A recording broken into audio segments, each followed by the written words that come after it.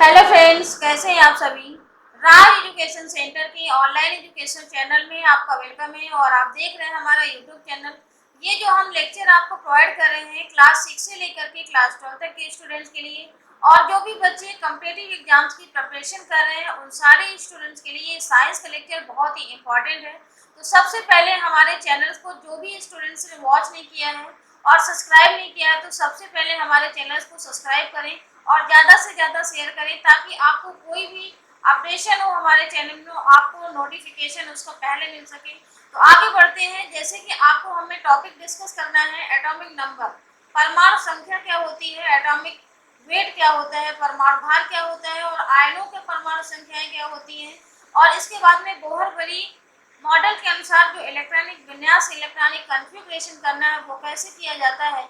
तो ये सारे डाउट्स और जो भी टॉपिक हम आपको डिस्कस करने हैं वो आपको यहाँ पर मेंशन है। और एक टॉपिक इसमें और है कि बोहर बड़ी का जो मॉडल है वो रदरफोर्ड का जो दोषों का निवारण किया गया था वो बोहर बड़ी ने ही दूर किया था।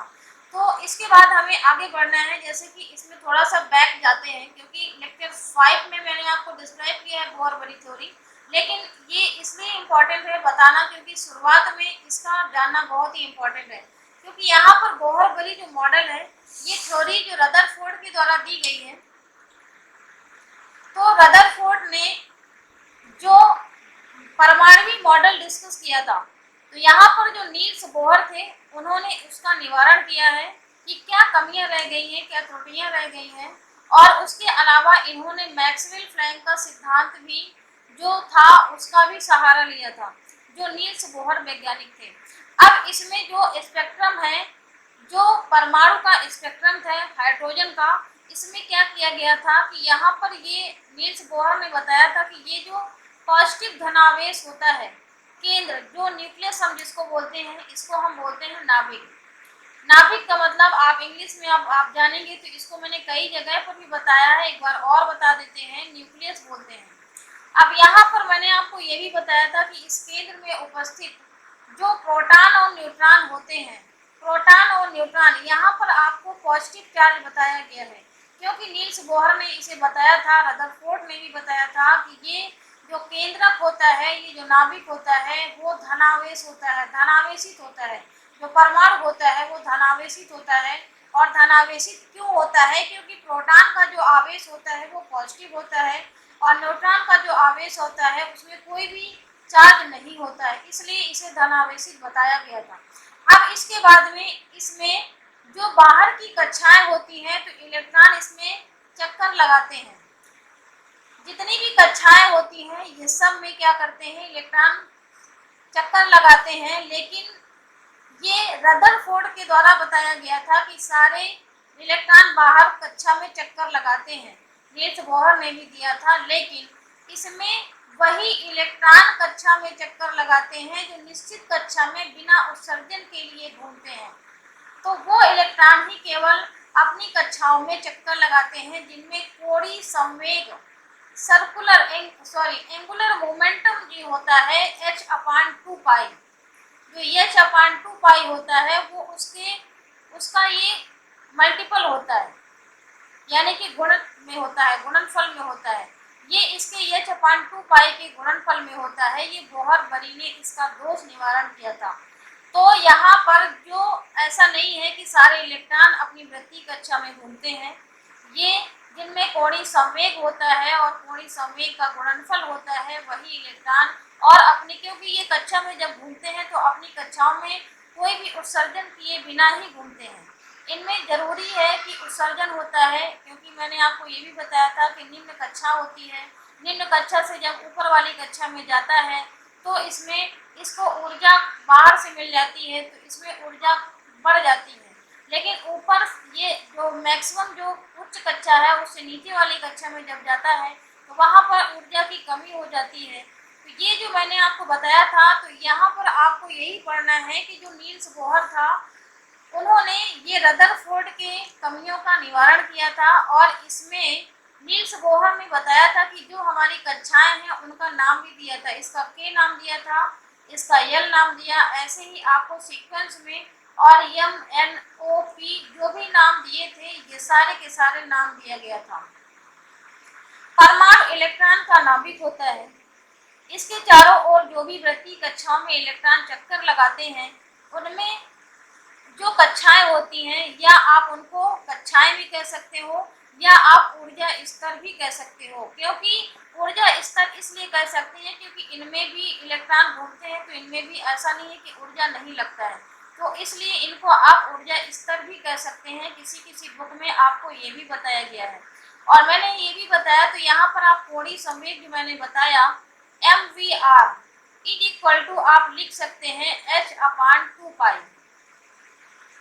h/2 और ये जो है आपका n आपकी मुख्य कक्षा होती है। जैसे कि आप 1 है, 2 है, 3 है, तो ये जो आपके LMNOP लिख रहे हैं, तो ये कक्षा की संख्या है। जैसे 1 है, ये 2 है, ये 3 है, ये 4 है, तो ये मुख्य कक्षा भी कहते हैं, क्वांटम नंबर भी कहते हैं। ये जो n है, ये आपको क्वांटम नंबर के बारे में आपको बताया जाएगा कि क्वांटम नंबर कैसे निकालते हैं, जहाँ n एक पूर्ण संख्या है।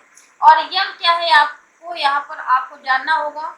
m है आपका इलेक्ट्रॉन का जो वेट होता है, इलेक्ट्रॉन का द्रव्यमान आप लिख सकते हैं, इलेक्ट्रॉन वेट भी लिख सकते हैं। तो ये आपका m है, इलेक्ट्रॉन का वेट है, और n आपका क्वांटम नंबर है। v क्या है, आपको v भी जानना जरूरी है। v आपका जो है इलेक्ट्रॉन का वेग है, यानी कि स्पीड, क्योंकि इलेक्ट्रॉन जिस स्पीड से घूमता है, तो वो भी उसको आपको पता करना होगा कौन सा स्पीड से घूमता है। तो स्पीड इसकी जो है इलेक्ट्रॉन का वेग कहलाता है, जो v होता है। यहाँ पर आप नोट डाउन कर सकते हैं।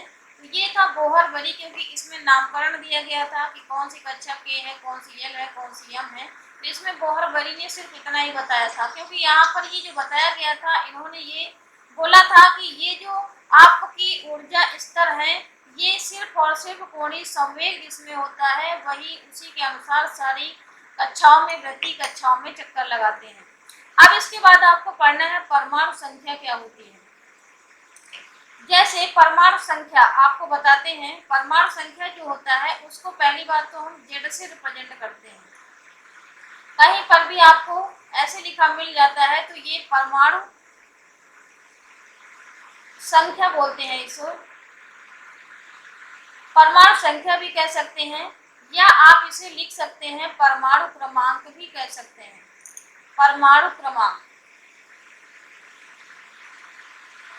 अब इसके बाद में आपको ये जानना है, जैसे कोई भी एक एलिमेंट्स ले लेते हैं, मैग्नीशियम। मैग्नीशियम का जो एटॉमिक नंबर होता है वो 12 होता है, और जो परमाणु भार होता है वो 24 होता है। तो यहाँ पर आपको सबसे पहले जानना होगा कि ये क्या है आपका, यही आपका एटॉमिक नंबर है। इसी को आप कह सकते हैं एटॉमिक नंबर, एटॉमिक नंबर भी कह सकते हैं, और इसे परमाणु संख्या भी कह सकते हैं, या परमाणु क्रमांक भी कह सकते हैं। अब इसमें जो भी ये जो आपको बताया मैंने कि एटॉमिक नंबर ये जो 12 है, तो यही जो होते हैं नाभिक में उपस्थित होते हैं। क्यों उपस्थित होते हैं? जो परमाणु संख्या होती है वो प्रोटॉन की संख्या के बराबर होती है। जो प्रोटॉन होगा वो आप किसके बराबर होगा? परमाणु संख्या के बराबर होगा। यहाँ पर आप लिख सकते हैं ये प्रोटॉन जो है किसके इक्वल है? परमाणु संख्या के बराबर है। इसीलिए इसमें धनात्मक आवेश इसीलिए है, और इसको आप कह सकते हैं कि इसमें जो परमाणु संख्या की जो इकाई है वो धनावेशित है और परमाणु संख्या के इक्वल है। तो इसे ही हम क्या कहते हैं? परमाणु क्रमांक कहते हैं। और परमाणु क्रमांक की जो खोज की गई थी वो मोसले एक वैज्ञानिक थे, उन्होंने किया था। इतना ही परमाणु संख्या के बारे में आपको पढ़ना है। किसी भी एटम के बारे में, जैसे एल्युमिनियम होता है उसका परमाणु संख्या 13 है, तो परमाणु संख्या किसके बराबर है? तो प्रोटॉन अगर किसी एग्जाम में आ जाता है कि एक तत्व दिया है एल्युमिनियम, उसमें परमाणु संख्या कितनी है, तो परमाणु संख्या आपको बताना है 13 है, और उसका प्रोटॉन भी आपका 13 ही है। तो Z=P= क्या हो जाएगा? 13 होगा।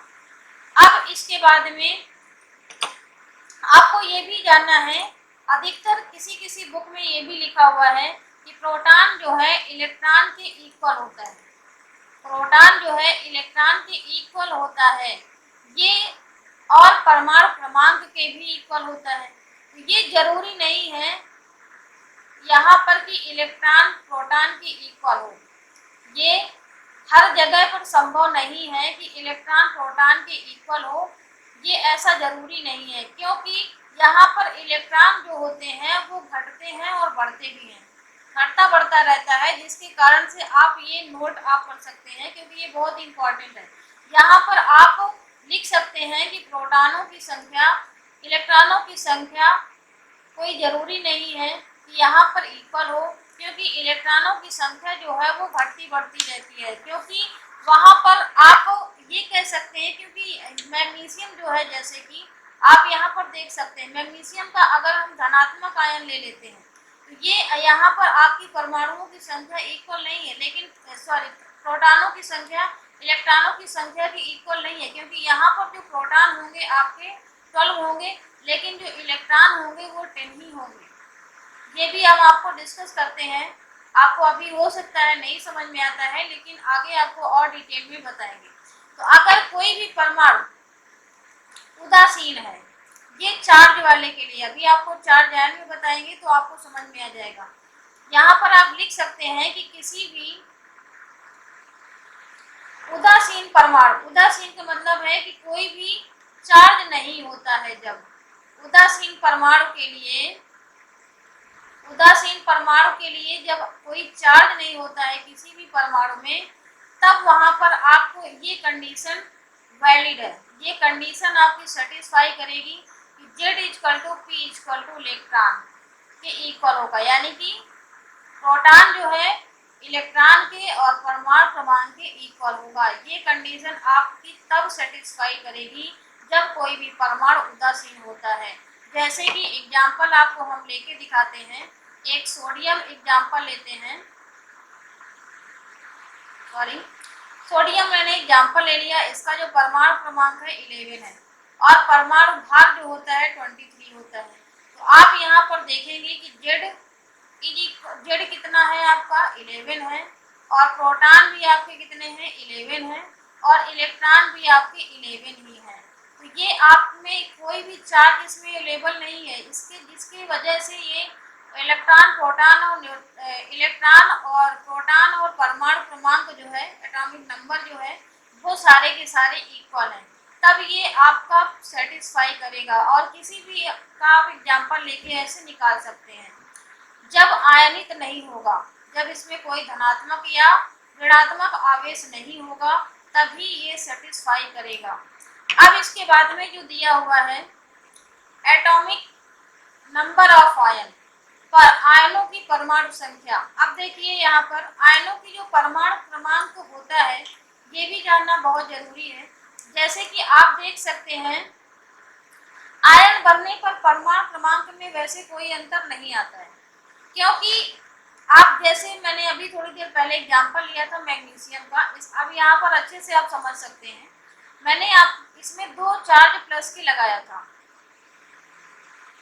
ये जो प्लस का चार्ज लगाया था, तो यहाँ पर जो चार्ज लगा हुआ है, तो जब कोई भी इलेक्ट्रॉन यहाँ से बाहरी कक्षा से निकल जाता है, ये प्लस का चार्ज तब आता है। तो यहाँ पर ये कहने का मतलब है कि कोई भी परमाणु है और उसमें आपका जो परमाणु क्रमांक का परमाणु इलेक्ट्रॉनिक विन्यास अगर हम करते हैं 12s का परमाणु क्रमांक है और इसका हम इलेक्ट्रॉनिक विन्यास करते हैं, यह भी इलेक्ट्रॉनिक विन्यास आगे वाली उसमें आएगा, तो 2 8 और 2 आता है। तो लास्ट वाली कक्षा में 2 इलेक्ट्रॉन है। जब ये कोई कक्षा अपनी लास्ट वाली कक्षा से इलेक्ट्रॉन को त्याग देता है तो धनात्मक चार्ज आ जाता है। तो यहाँ पर जिसके कारण से 2 इलेक्ट्रॉन ये अपनी बाहरी कक्षा से निकाल रहा है, ये परमाणु मैग्नीशियम, जिसकी वजह से यहाँ पर 2 धनात्मक चार्ज आया है। अब यहाँ पर ये जो 2 धनात्मक चार्ज आया है, यहाँ पर आप ये देख सकते हैं कि परमाणु क्रमांक जो होगा Z, उसमें कोई अंतर नहीं आएगा, लेकिन जो इलेक्ट्रॉनों की संख्या है वो बिल्कुल भिन्न होगी। इलेक्ट्रॉनों की संख्या क्या होगी, वो समान नहीं होगी। तो आप यहाँ पर, लेकिन प्रोटॉनों की संख्या समान होगी, क्योंकि परमाणु क्रमांक जो है वो प्रोटॉनों की संख्या के इक्वल ही होता है।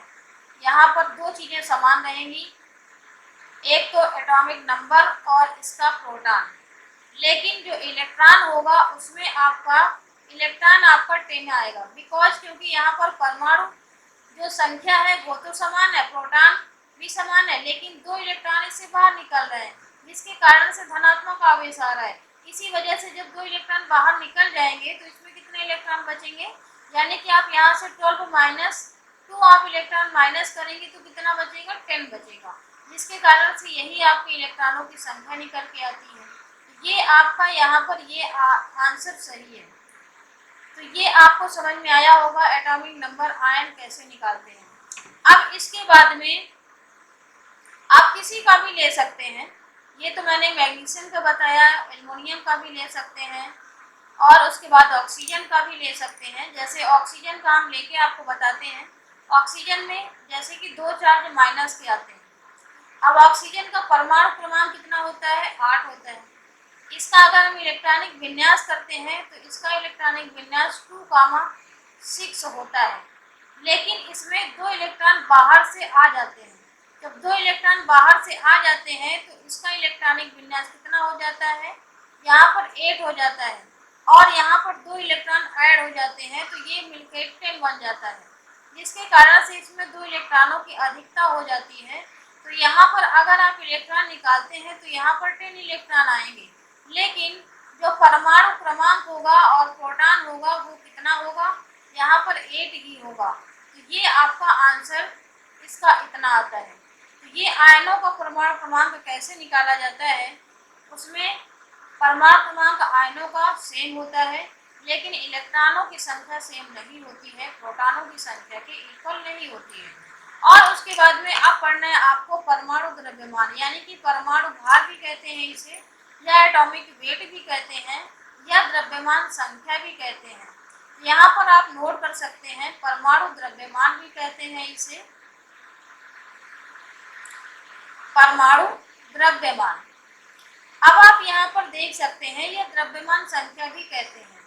आप यहाँ पर ये भी लिख सकते हैं द्रव्यमान संख्या। अब देखिए,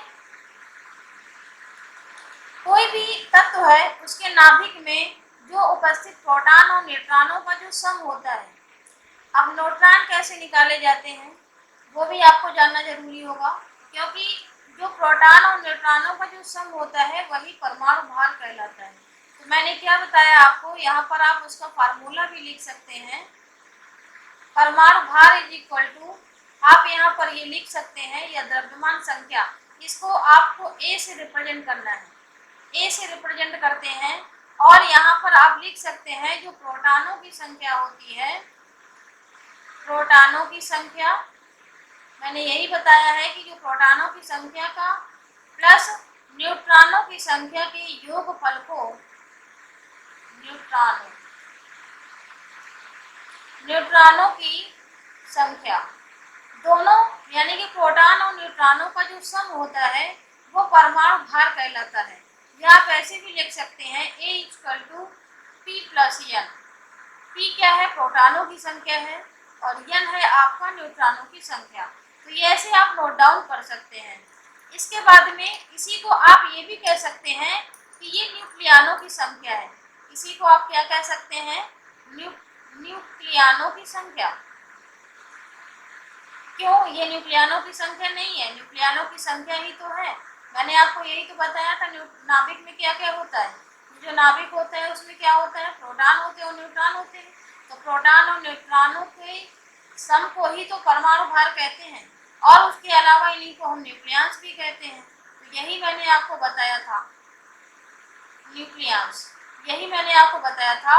और परमाणु भार is equal to P plus N। तो ये बहुत ही इजी है और बहुत ही सिंपल है, तो इसे आप परमाणु भार समझ सकते हैं कि परमाणु भार कहते किसे हैं। अब इसके बाद में आपको ये जानना है कि बोहर-बरी योजना के अनुसार इलेक्ट्रॉनिक विन्यास कैसे किया जाता है। तो ये आपको थोड़ा सा थ्योरेटिकल आपको पढ़ना पड़ेगा, लेकिन समझना भी पड़ेगा, बिकॉज क्योंकि जो मैंने आपको बताया था बोहर-बरी योजना के अनुसार, जो अभी मैंने थोड़ी देर पहले आपको एक फिगर बनाया था, ये नाभिक था, इसमें प्रोटॉन और न्यूट्रॉन होते हैं। और इसके बाहर जो आपका कक्षाएं होती, वृत्तीय कक्षाएं, इसका नाम मैंने दिया था के, और इसको मैंने 1 कक्षा दी थी क्योंकि पहली कक्षा थी, और पहली कक्षा का नाम मैंने दिया था के, और दूसरी कक्षा का नाम दिया था के बाद यल आता है, और दूसरी कक्षा ये है आपकी। तीसरी कक्षा इसी तरह से आप देखते हैं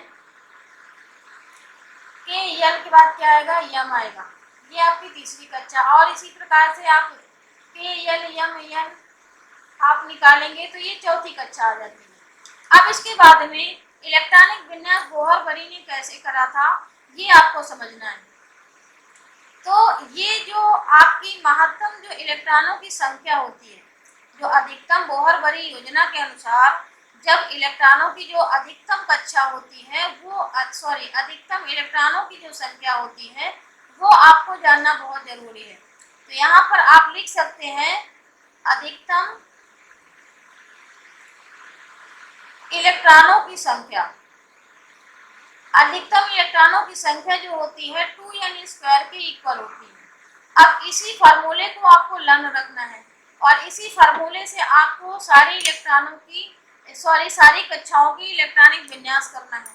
जैसे मैंने आपको बताया कि पहली कक्षा में जो पहली कक्षा है उसको हम मुख्य क्वांटम संख्या भी कहते हैं, n=1 भी कहते हैं। ये n क्या आपको डिनोट करता है, मुख्य क्वांटम संख्या बताता है या पहली मुख्य क्वांटम संख्या नंबर बताता है। तो यहाँ पर n=1 है।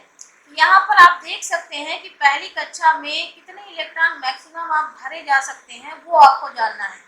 तो यहाँ पर आप देख सकते हैं जो मैंने आपको बताया कि के वाली कक्षा में, ये के कक्षा है और इसमें हम कितने इलेक्ट्रॉन भर सकते हैं मैक्सिमम, इसमें हम इलेक्ट्रॉन 2n² के अनुसार अगर भरते हैं तो कितने भर सकते हैं, 2 × 1, n की वैल्यू कितनी है, 1 है, तो यहाँ पर 1² करेंगे तो यहाँ पर 2। इसीलिए हम आपको इलेक्ट्रॉनिक विन्यास अभी थोड़ी देर पहले कर रहे थे, तो वहाँ पर हम पहली कक्षा में 2 ही इलेक्ट्रॉन भर रहे थे। तो यहाँ पर के की जो कि हमारा कक्षा है उसमें पहली कक्षा में मैक्सिमम मैंने यहाँ पर क्या लिखा है, अधिकतम इलेक्ट्रॉनों की संख्या 2n² होती है। तो अधिकतम इलेक्ट्रॉन हम पहली कक्षा में 2 ही फिल कर सकते हैं। अब इसके बाद में हम दूसरी कक्षा में जाते हैं। जब दूसरी कक्षा हमारी 2 है और वो कक्षा का नाम क्या है, यल है, तो यल कक्षा में हम कितने भर सकते हैं, 2n² के अनुसार ही भर सकते हैं। तो 2 × 2 का स्क्वायर ये कितना हो जाएगा आपका, 8 हो जाएगा। मैक्सिमम हम कितने फिल कर सकते हैं, 8 फिल कर सकते हैं। इसी तरह से आप जितनी भी कक्षाओं का आप इलेक्ट्रॉनिक विन्यास करना है कि कितना इलेक्ट्रॉन हम अधिकतम इलेक्ट्रॉन हम भर सकते हैं वो आप इसी प्रकार से निकाल सकते हैं। तो 2n² = 2 × 3 का स्क्वायर, तो ये आपका आता है 18। यानी कि थर्ड क्लास में आप 18 कक्षा में थर्ड जो कक्षा है उसमें आप 18 इलेक्ट्रॉन भर सकते हैं। इसके बाद में n आता है 4 KLMN, यानी कि n जो आपकी कक्षा है उसमें आप कितने इलेक्ट्रॉन फिल कर सकते हैं चौथी कक्षा में, तो 2 × 4 का स्क्वायर कर देंगे तो यहाँ पर आ जाएगा 32। यानी कि मैक्सिमम आप कितने ही पहली कक्षा में 2 इलेक्ट्रॉन भर सकते हैं, दूसरी कक्षा में 8 इलेक्ट्रॉन, तीसरी में 18 और चौथी में 32 इलेक्ट्रॉन। इसी तरह से आप जितनी भी कक्षाओं का मैक्सिमम इलेक्ट्रॉन निकालना चाहें तो इसी प्रकार से आप निकाल सकते हैं। तो ये आपका बोहर बरी योजना के अनुसार जो इलेक्ट्रॉनों की संख्या थी वो मैंने आपको बताया कि कितना मैक्सिमम उस कक्षा में फिल कर सकते हैं। अब इसके बाद हम आपको इलेक्ट्रॉनिक विन्यास करके बताते हैं जो कि मैंने अभी थोड़ी देर पहले बताया था। जैसे मैंने आपको मैग्नीशियम लिया था, इसका इलेक्ट्रॉनिक विन्यास करना है 12, जिसका परमाणु क्रमांक होता है और परमाणु क्रमांक का ही इलेक्ट्रॉनिक विन्यास किया जाता है या प्रोटॉनों का, या प्रोटॉन और परमाणु क्रमांक एक ही होता है। तो यहाँ पर मैंने बताया कि पहला कक्षा क्या है, के है, यल है, यम है और यन है। यम यन ओ आप जितना मर्जी आप लिख सकते हो। पहली कक्षा में बताया 2 इलेक्ट्रॉन भर सकते हैं। अब इसके बाद में दूसरी कक्षा में हम 8 इलेक्ट्रॉन भर सकते हैं और जो तीसरी कक्षा में है उसमें हम 18 इलेक्ट्रॉन भर सकते हैं। यही मैंने बताया था, पहली में 2, दूसरी में 8, तीसरी में 18, चौथी में 32। तो तीसरी जो कक्षा है उसमें हम 18 इलेक्ट्रॉन भर सकते हैं, लेकिन अब आपको ये भी चेक करना है कि यहाँ पर मैग्नीशियम में देखिए कितने परमाणु क्रमांक है, कितने इलेक्ट्रॉन है। यहाँ पर ये 12 इलेक्ट्रॉन है, 12 परमाणु क्रमांक है इसका। तो हमें क्या करना होगा, यहाँ पर 2 है, यहाँ पर 8 है, यानी कि ये कॉम्बिनेशन अगर करेंगे, इनका ऐड करेंगे तो 10 आ चुका है पहले से, यानी कि हमने 10 इलेक्ट्रॉनों को फिल कर दिया। बचे कितने इलेक्ट्रॉन वो आपको यहाँ पर फिल कर देना है। ये आपको नहीं देखना है कि 18 इलेक्ट्रॉन है तो 18 इलेक्ट्रॉन लाएंगे कहाँ से। आपको ये देखना है कि परमाणु क्रमांक कितना है उसका, और जो हम परमाणु क्रमांक का इलेक्ट्रॉनिक विन्यास कर रहे हैं और उसमें कितने इलेक्ट्रॉन अवेलेबल हैं, क्योंकि ऐसा तो है नहीं कि मैग्नीशियम कहीं दूर से लाएगा। यहाँ पर क्या होगा कि आपको ये चेक करना होगा। अब बोहर-बरी ने कुछ ऐसे एक्सेप्शन भी दिए थे, ये तो मैंने आपको बता ही दिया। बोहर-बरी योजना के अनुसार कुछ अपवाद भी दिए थे, क्योंकि हर चीज़ का अपवाद जरूर दिया जाता है। बोहर-बरी योजना ने भी कुछ अपवाद दिया था कि ये तो इलेक्ट्रॉनिक विन्यास, यानी कि मैंने बताया कि पहली कक्षा में 2 इलेक्ट्रॉन भर सकते हैं, दूसरी कक्षा में 8 इलेक्ट्रॉन भर सकते हैं और बचे हुए इलेक्ट्रॉन अगली कक्षा में डाल सकते हैं।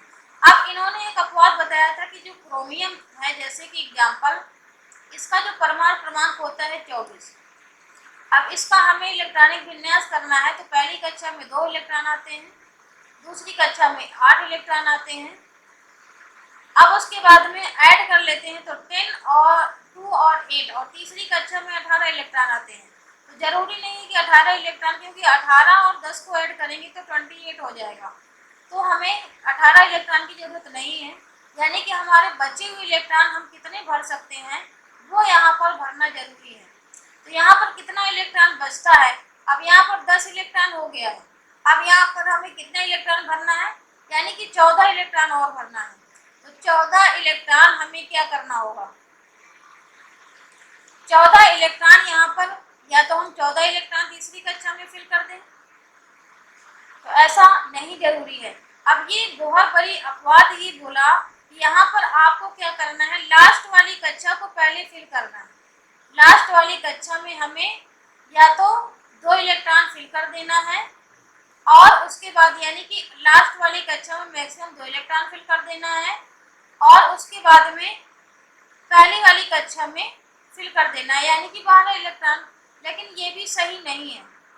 उसके बाद में अब क्या किया उन्होंने, उसका संशोधन किया तो 2, 8, और इन्होंने बोला कि आपको 1 इलेक्ट्रॉन की केवल जरूरत है। तो यहाँ पर ये इन्होंने किया कि 13 इलेक्ट्रॉन फिल कर दिया, और लास्ट वाली कक्षा में 1 इलेक्ट्रॉन फिल कर दिया।